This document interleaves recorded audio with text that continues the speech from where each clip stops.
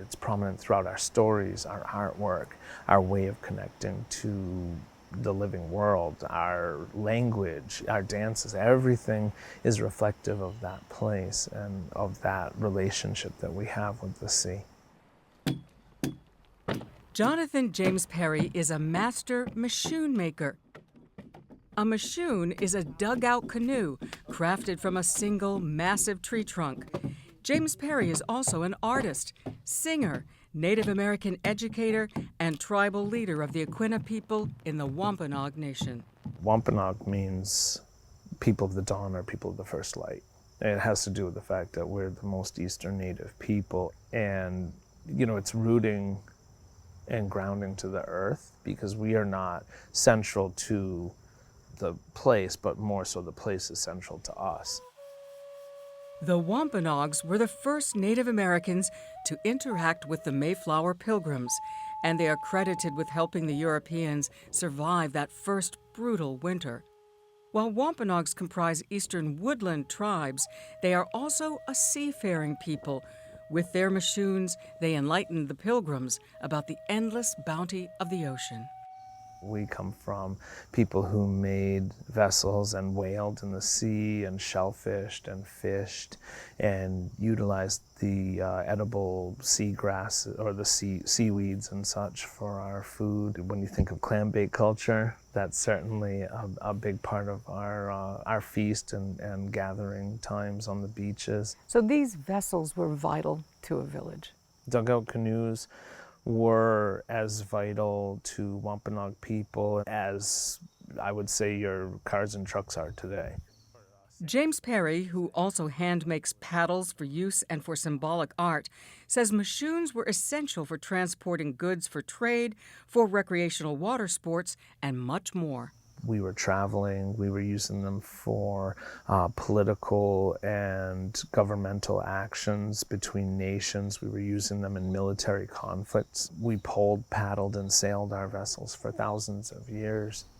And for an estimated 13,000 years, Little Compton was homeland to the Wampanoags. In acknowledgement of that, the Little Compton Historical Society is marking the town's 350th anniversary with the creation of a mishoon. James Perry says sharing his heritage with the community helps counter centuries of attempts to erase Native American culture. These traditions, these practices, these connections to our ancient place and to our ancestors is something that is in our blood and our bones. It's really important to me to see these teachings be passed down. And James Perry says it's equally important for tribespeople to be visible. To have annual connections to places, to have landowners and townspeople and town councils and state leadership and federal leadership understand that we as a people need to maintain these practices or they're gone forever. Turning the mammoth white pine log into a canoe begins with a blessing, a smudge of sage and sweetgrass in a quahog shell. I want to acknowledge our relatives and ancestors who are in the ground, water, trees, and stone here. The primary tool for hollowing out the mishoon is unique. It is sculpted by fire. Ultimately, the fire is what does most of the carving. And you scrape charcoal and you do an occasional moving of the hot coals and material so you can even out uneven areas of burn or thin the sidewalls of the canoe or get just the right shape. How do you know that you're making it to be seaworthy, that it's going to be, like you said, light and right in the water? There's a process of looking and watching the burn and making sure there's the sides are even. Fire brings about change, and that change can be a beautiful and powerful and positive thing. As the smoke rises, the community is offered a better understanding of Wampanoag ways. And one thing to remember is in like a sort of a native approach to things, you're not creating something that isn't there already. You're just you're releasing it, right? You're just helping it to be what it already is.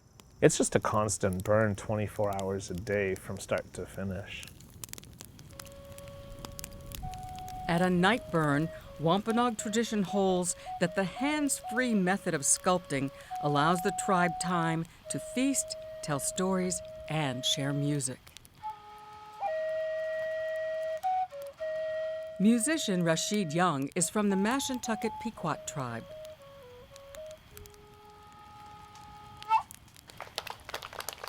Jonathan James Perry says he's thankful for the townspeople who have gathered.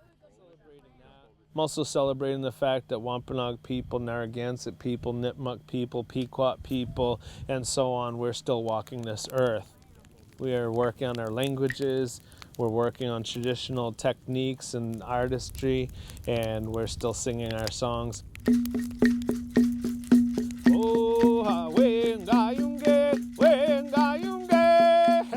Beating a water drum, James Perry is accompanied by his family on rattles and rhythm sticks as they perform a moccasin dance song.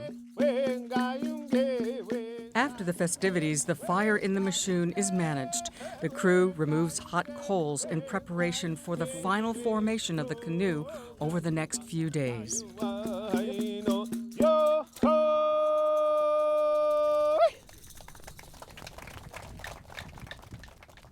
The mishoon evolved during a month-long process. This tool, an adze, is used for the last shaping of the canoe. The shell of the mishoon is torched, creating a blackened, watertight seal.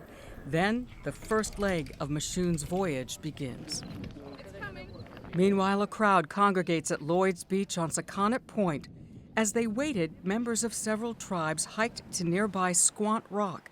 It's believed to embody the legendary woman who protects paddlers making ocean journeys. James Perry says this was a major component of the Mishoon project. Reestablishing our relationship with Squant Rock and getting back to the ceremony and the connection to that space, because that's on private land. Other people, whether they realize it or not, whether it's inadvertent or not, are now caretakers of a sacred space that we have held for thousands of years, and it is now up to them to have a relationship with us and to be good stewards of that place. Finally, the Mishoon's moment on the tide arrives. Several Little Compton residents pitched in with the Wampanoag crew to launch the dugout canoe. And on this morning, the people of the first light smoothly paddled out, voyaging in a seaworthy mishoon. Just this idea that you sculpted this from a living tree. It sacrificed itself for you to make this vessel that will then carry you forward. Every time that paddle touched the water, it was so powerful. And I felt like I was with my ancestors, with my people, doing something that was just so vitally important. And that feeling will never go away.